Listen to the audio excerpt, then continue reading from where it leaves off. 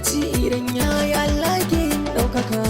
Lafazin mai waƙe azanci ne zan yi duka, lokaci in har yayi Allah ke yin ɗaukaka.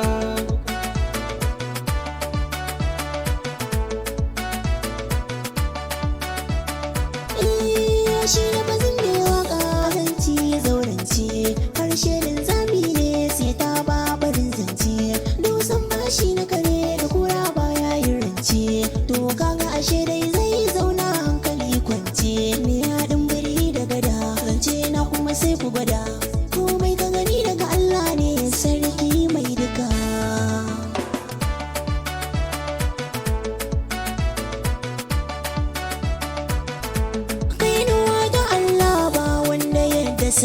Ai komai daga Allah ne mai sama mai ƙasa, kowa ya ja da ikonsa zai faɗi ƙasa.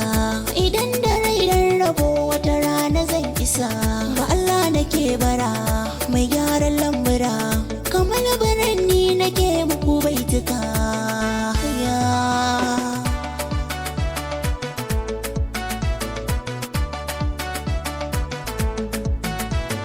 Waƙa sana'a ce, murya ta jari ce, Allah ya lamunce, in nayi waƙa ta yi fice, daɗin waƙa zaurance, baiwar ta Allah ce.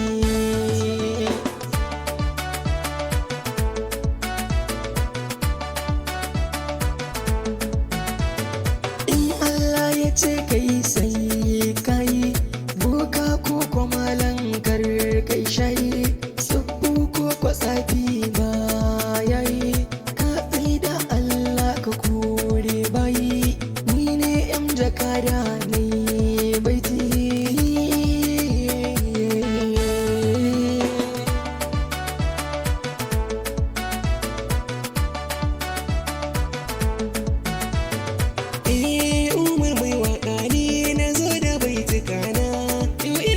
Ni na zo da ganguna, lissafin mai waka ya tsara azanci sani na, mai tafe da sako kwatankwacin faɗi na, ni ɗan masu gari ku rike zantuka na.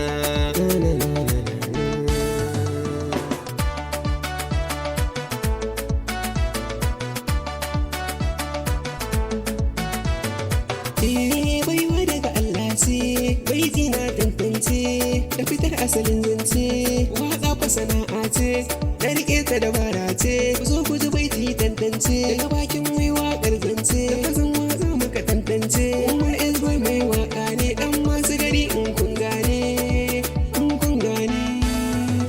Aiwa.